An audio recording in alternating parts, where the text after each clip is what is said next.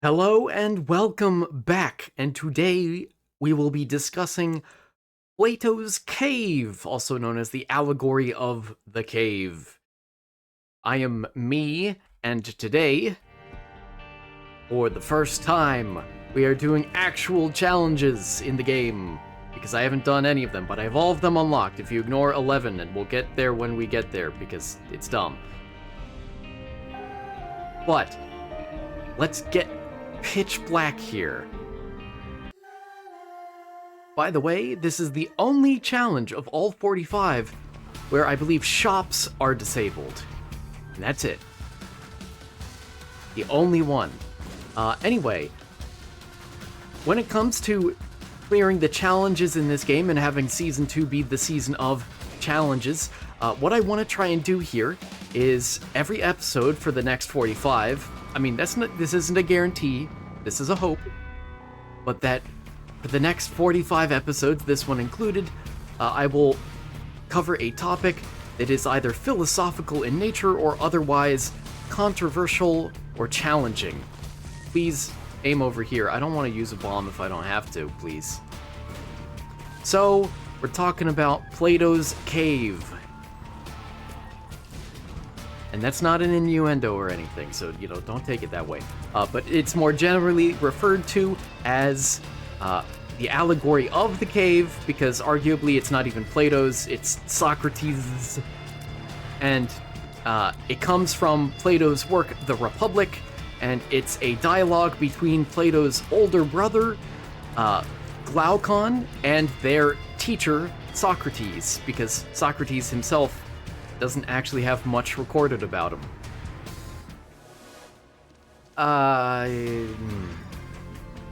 I'll take it. Whoa. Soul hearts.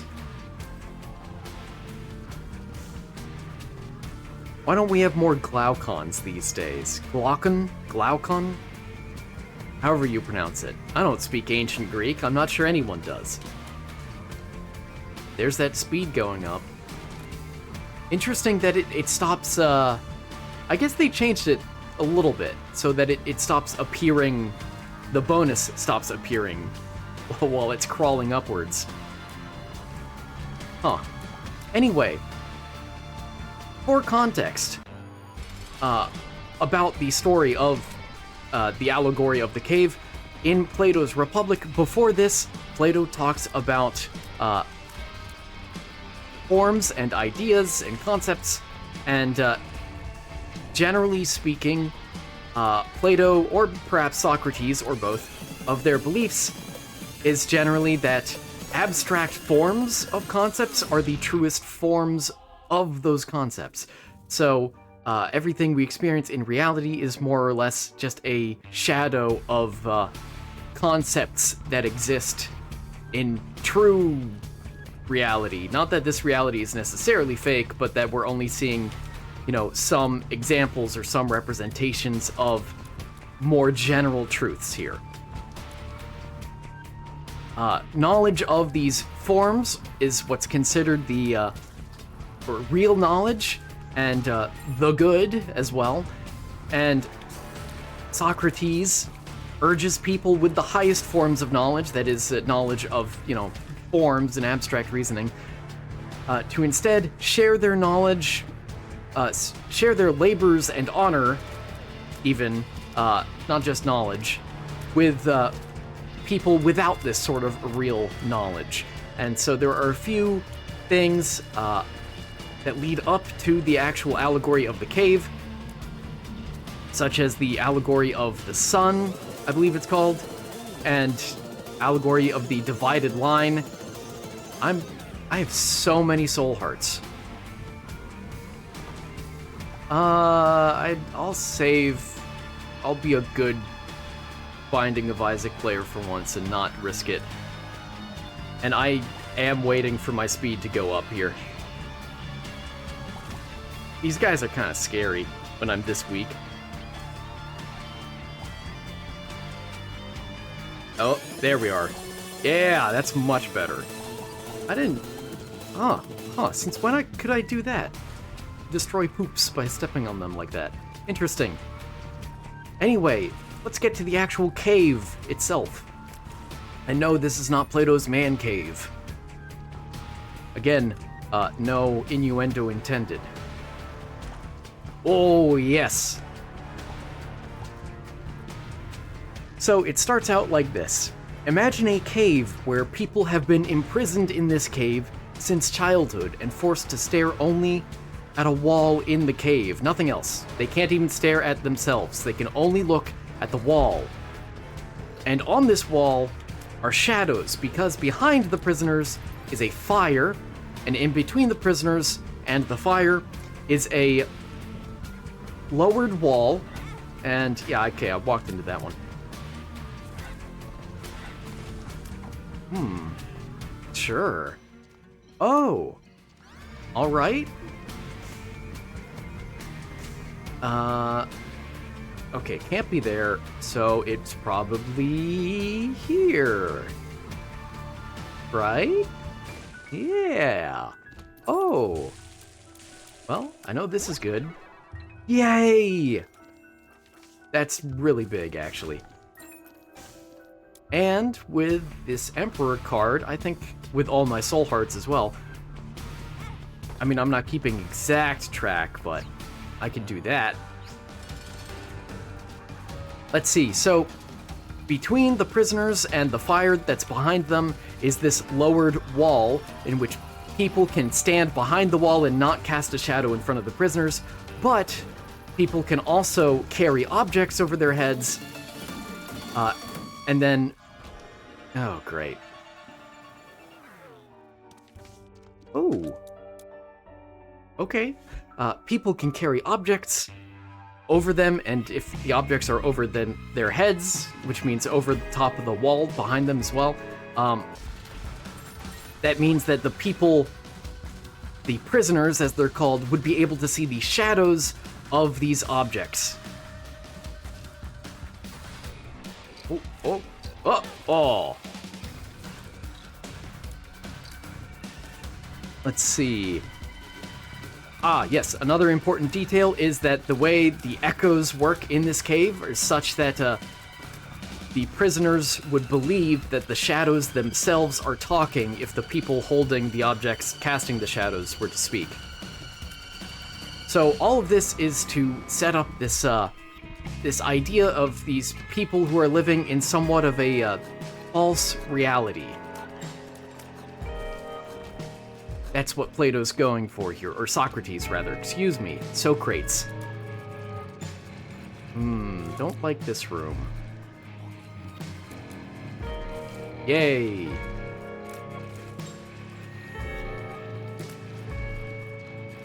I'm gonna... Yeah, there we go, finally.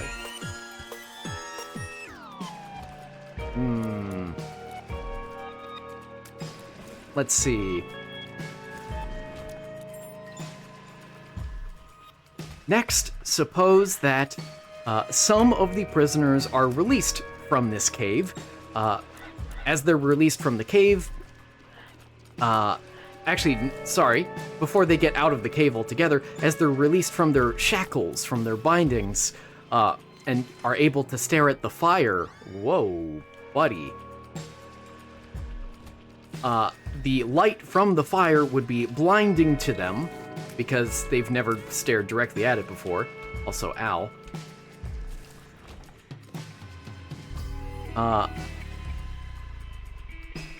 Which would also make it harder for them to see the actual objects that were casting the shadows. What they now can sort of see are shadows anyway. Ooh.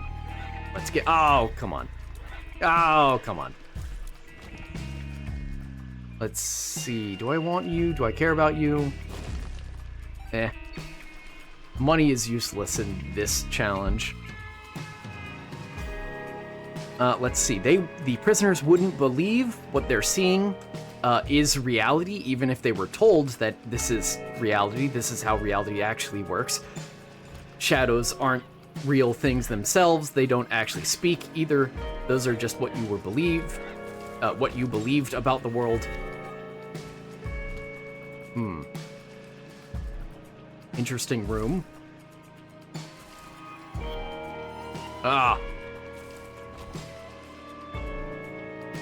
And as such, a lot of these prisoners would actually prefer to turn back and go back to their limited version of reality because it's more comfortable for them. It's what they're used to. It's what they understand to be true. And not many great places for the secret room. Well, that actually narrows it down almost completely. There's one spot I didn't check. Oh well. Let me go over here. Cool. Cool. Whoa. Wait, money is useless. Ah, forgot. Now suppose that one of the prisoners is actually dragged outside of the cave altogether, completely, by force, if necessary. So one of the released prisoners now gets to experience the outside world, the world completely outside of the cave, where you don't just have fire, you actually have the sun. As we all know, the sun is a deadly laser. Oh. That's fine, I guess. Let's see. During his ascent, he would likely be angry, or sorry, I assumed his gender. I should say they, because I want to be respectful about this. That's not really a joke either. Could be anyone. Anyone could be these prisoners. Oh. Show yourself. There we are. Yeah, good enough. What's it gonna be? Whoa!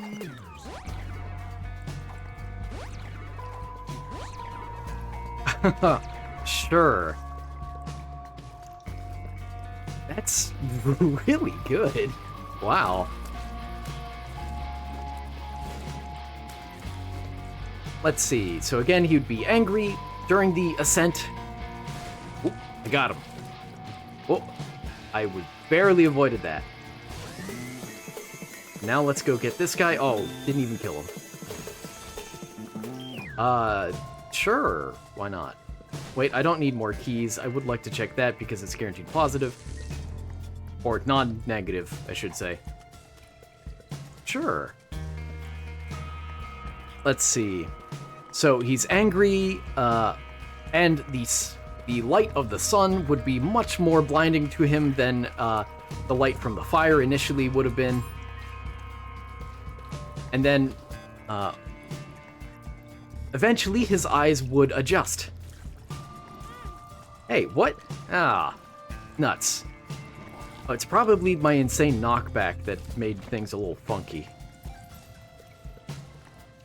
First, as Socrates says, the man would... Oh. Oh. Great. At first, the man, or the person, excuse me, would be able to see shadows existing in the real world. Then their eyes, again, excuse me, would gradually adjust, and they'd be able to see reflections, such as in the water. Then they'd be able to see actual objects, like people. Not to say that people are objects, but they'd be able to see people or objects directly. Nice. Maybe. Oh. I don't know. Can I get a speed up again? That was really nice. I'm drowsy. Wow. I don't really... I guess I'll take knockback. Then the released prisoner, the freed prisoner, would be able to see the stars and moon, and lastly, the sun itself, and be able to finally observe it directly and acknowledge it and study it and reason about it. And again, for context, Socrates had an allegory about the sun, in which he basically said that the sun is the child of goodness, that he can't describe goodness directly, but he can describe the sun as being like the child of goodness, in that because of the sun, we're able to see and we're able to reason, just like how goodness itself, that is, forms and abstract concepts, illuminate the rest of reality, kind of, sort of. Maybe that's a rough way of saying it.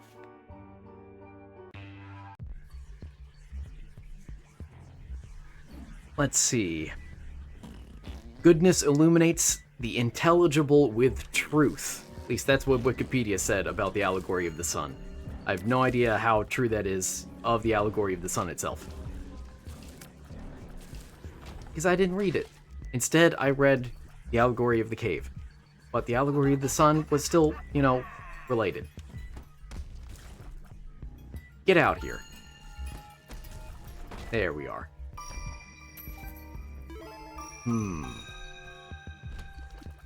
Now, brief aside, actually not really an aside at all. So I have the Sun card, and I know that normally dispels Curse of Darkness. Normally.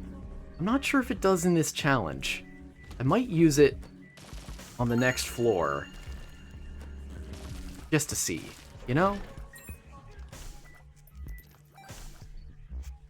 Let's see. Any freed prisoners... Oh, I am very slow, so yeah. I could have waited, I suppose, in order to cross that more safely. That's how Jupiter works. Whoa. Okay. Any of the freed prisoners would eventually believe that the outside world is superior to the cave and would want to go back to share their knowledge with their... Whoa. With their, still imprisoned brethren. And sistren? Brethren. Yeah, I'll bomb over there. Ooh. Oh. Okay. I'm so slow. But, upon returning, the still remaining prisoners would only observe that those that had been freed are now effectively blind. They can't see because they actually their eyes were too adjusted to bright lights now, and so they can't. They have a hard time seeing in the darkness of the cave again, and these people would then assume, according to the allegory anyway, according to Socrates that is, that whatever this outside world is, it's harmful to people. They don't want to be part of it. They don't want to be blind like their friends or siblings. And as a final result, the remaining prisoners would be so against the idea of going outside of the cave that they would even kill those who would attempt to persuade them or drag them out. And that's the allegory of the cave. Whoa. And this allegory is pretty famous. It appears in a lot of pop culture, such as the movies, The Conformist, The Cube, sorry, not The Cube, just Cube, Dark City, The Truman Show, The Matrix, The 13th Floor, City of Ember, Us, An Urban Allegory, and the TV show 1899. They all model Plato's allegory of the cave. Not to say that they all have the same, narrative structure necessarily, but that there's a constant theme of questioning reality, or reality somehow being fake. Ah, man, I'm just not getting any angel rooms, am I? Oh, well. The book The Cave by Jose Saramago is also based on Plato's Cave, and Fahrenheit 451 by Ray Bradbury at least references Plato's Cave, because that's a book about, the burning of books in a fictional dystopian future, and one of the books the main character comes across is a record of Plato's works, and The Allegory of the Cave is among those. And apparently, Orphaned Lands' 2018 concept album, Unsung Prophets and Dead Messiahs, is also based on the same Allegory of the Cave. Ow. Oh, I took red heart damage, I think. Who? Oh. You were invisible. How dare you?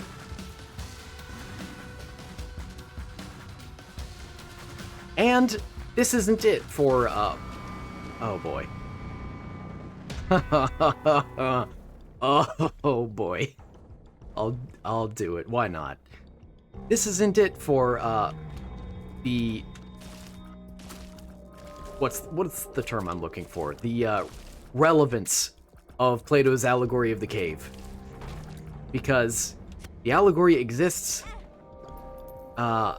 in at least one more notable place, and that is the simulation hypothesis. So I said that with this season, that's the word. Sorry, slow on words today. This season, or the rest of this season, although I haven't done this with daily challenges, but that's because I wanted to actually focus on the challenges themselves, that I want to focus on philosophy more, and also anything that is controversial or maybe challenging. So, simulation theory absolutely counts, because there's at least one famous person, and that is Elon Musk, who, although I don't believe has said he believes in simulation theory outright, he has stated that it is, in his mind, a very strong theory. The theory of simulation theory, also known as the simulation hypothesis, basically states that reality itself is just a simulation of some greater reality, some more advanced civilization, that we are all living in a simulation, and this idea is largely inspired by The Matrix. And I am... Okay, I'm using that. I am going to look for the item room. I know it's not really necessary at this point, but it gives me a little more time to talk. Oh boy. I don't know how I didn't get hurt at first. So again, believers in simulation theory or the simulation hypothesis believe that reality itself is either a simulation or perhaps even a video game of sorts. Whoa. It was first created by the philosopher Nick Bostrom in 2003, and where he proposed the simulation trilemma. His trilemma goes something like this. Simulations of conscious beings are never created due to either the limits of technology or the propensity of civilizations to destroy themselves. That's the first of the trilemma, that simulations don't exist. The second is that advanced civilizations choose not to make simulations of consciousness. Or his third option in this trilemma is that, and let me go to the final room to get the charge back. His third part of the trilemma is that we are most likely living in a simulated reality. Because if you have technology advanced enough to simulate many, many consciousnesses, I'll spend some time here, then that would suggest that the vast majority of consciousnesses in the universe are simulated rather than real. How does it suggest that? Well, part of the idea is not just that you'd have technology advanced enough to simulate many consciousnesses, but that those consciousnesses could themselves start simulating other consciousnesses, and it creates this possibly endless line of simulations all the way down. Physicists and cosmologists generally disagree with simulation theory, calling it pseudoscience or even a religion, and argue that there are contradictions or inconsistencies that should be measurable in physics if this really were true. Interestingly enough, Neil deGrasse Tyson used to be not a believer in it, but he used to say that he was 50% certain in it, or he called it a 50-50 chance of it being real. However, he has since changed his opinion. According to Neil... Oh, sure. Whoa. Whoa. Yeah, I'll take you. One final fight, just for fun. Okay. According to Neil deGrasse Tyson, he had a conversation with... Let's see, what's his name? J. Richard Gott, a professor of astrophysics at Princeton, who had the very strong and very clever objection to simulation theory that since we cannot create high-fidelity simulated universes ourselves, then either we humans must be in the real reality, the real universe, or we are the last in a long line of simulated universes, which is quite unlikely. It's not just that we don't have the capacity to fully simulate another universe, it's that we don't even have the theory to do so. What do you think? Do you believe in simulation hypothesis, or perhaps something similar? How likely is it that our reality is simulated? And have you ever seen any glitches in the Matrix? That's what a lot of people like to point to in favor of the simulation hypothesis. Anyway, that'll do it for today, and that was the one and only challenge that didn't have shops unlocked. I believe that's because, although I haven't confirmed this, that challenge, I think, was probably so early into the development of this game that rather than blacklist items that would have made the challenge much easier, such as the nightlight, that Edmund McMillan or the team at Nicalis simply decided to disable shops altogether, which they didn't do for any of the other 44 challenges. Weirdly enough, that unlocked Hagalaz, the Rune of Destruction, not actually, the Rune of Purity. But whatever. Thank you for watching. I hope you enjoyed. I hope you learned something today, and I hope to see you again tomorrow. Take care.